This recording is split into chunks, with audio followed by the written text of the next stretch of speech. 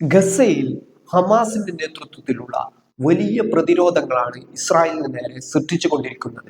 കഴിഞ്ഞ ദിവസം മാത്രം 4 ഇസ്രായേലി സൈനികർ കൊല്ലപ്പെടുകയും 10-20ഓളം ഇസ്രായേലി സൈനികർക്ക് ഗുരുതരമായി പരിക്കേൽക്കുന്ന സാഹചര്യവും ഉണ്ടായിട്ടുണ്ട്. ഇത് ഗസയിൽ നിന്ന് പുറത്തു വന്ന വിവരങ്ങളാണ്. കഴിഞ്ഞ ഒക്ടോബർ 7 ശേഷം തുടങ്ങി വെച്ച യുദ്ധത്തിൽ വലിയ രീതിയിലുള്ള ഹമാസിന് തിരിച്ചടി നേരിട്ടു എന്ന് പറയുമ്പോഴും ഹമാസ് അസ്തമിച്ചു എന്ന് പറയുമ്പോഴും കഴിഞ്ഞ ദിവസം ഉണ്ടായ ഈ വലിയ തിരിച്ചടി എന്നുള്ളത് ഇസ്രായേലിനെ സംബന്ധിച്ചിടത്തോളം വളരെ പ്രത്യാഘാതം ഉണ്ടാക്കുന്ന ഒന്നാണ്, വളരെ ഗുരുതരമായ ഒന്നാണ്. കാരണം അവരുടെ 4 സൈനികരാണ് കൊല്ലപ്പെട്ടിരിക്കുന്നത്. 10-20ഓളം ആളുകൾക്ക് ഗുരുതരമായി, 20ഓളം ഇസ്രായേലി സൈനികർക്ക് ഗുരുതരമായി പരിക്കേൽക്കുന്ന സാഹചര്യവും ഉണ്ടായിട്ടുണ്ട്.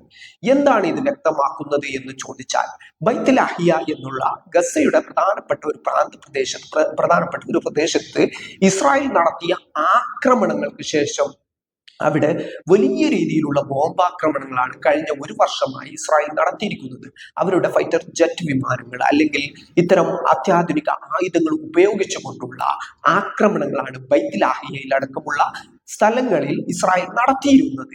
ഈ ഒരു ആക്രമണത്തിന് ശേഷം അവിടുത്തെ പൊട്ടാതെ ബാക്കിയായ ബോംബുകൾ ഉപയോഗിച്ചുകൊണ്ട് അത്തരം ബോംബുകളൊക്കെ സംഘടിപ്പിച്ചുകൊണ്ടുള്ള തിരിച്ചടികളാണ് ഇപ്പോൾ ഹമാസ് നടത്തിക്കൊണ്ടിരിക്കുന്നത് എന്നാണ് പുറത്തു വരുന്ന റിപ്പോർട്ടുകൾ പ്രകാരം മനസ്സിലാക്കാൻ കഴിയുന്നത്.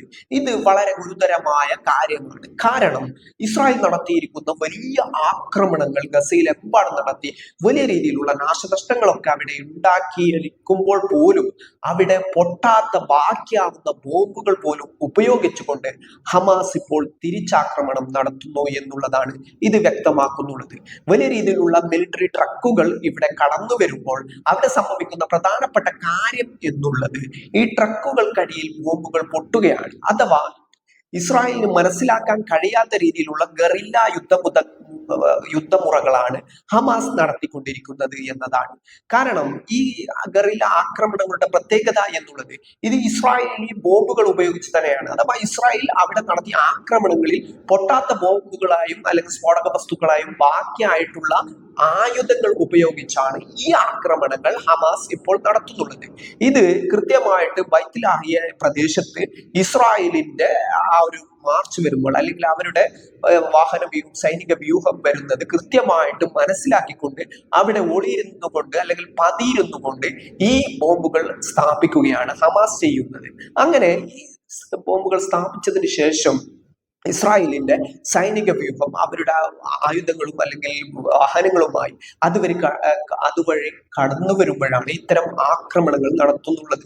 അതായത് ഇത്തരം ബോംബുകൾ പൊട്ടി ഈ ഹമാസ് വളരെ കൃത്യമായിട്ടുള്ള തയ്യാറെടുപ്പുകളോടുകൂടി സ്ഥാപിച്ച ഇത്തരം ബോംബുകൾ അവിടെ പൊട്ടുകയാണ്. ആ ബോംബുകൾ ഉപയോഗിച്ചുകൊണ്ട് ഇസ്രായേലി സൈനിക വ്യൂഹത്തെ ആക്രമിച്ചുകൊണ്ടാണ് ഇത്തരം കനത്ത തിരിച്ചടികൾ ഉണ്ടാകുന്നത് എന്നതാണ് ഇത് വ്യക്തമാകുന്നുള്ളത്. ഇത് കൃത്യമായിട്ട് ഇസ്രായേലിന്റെ ചില ഇന്റലിജൻസ് വീഴ്ചകളും അല്ലെങ്കിൽ സൈനികരുടെ കൃത്യമായിട്ടുള്ള പദ്ധതികൾ മനസ്സിലാക്കുന്നതിലെ അപാകതയും വ്യക്തമാകുന്നുണ്ട്.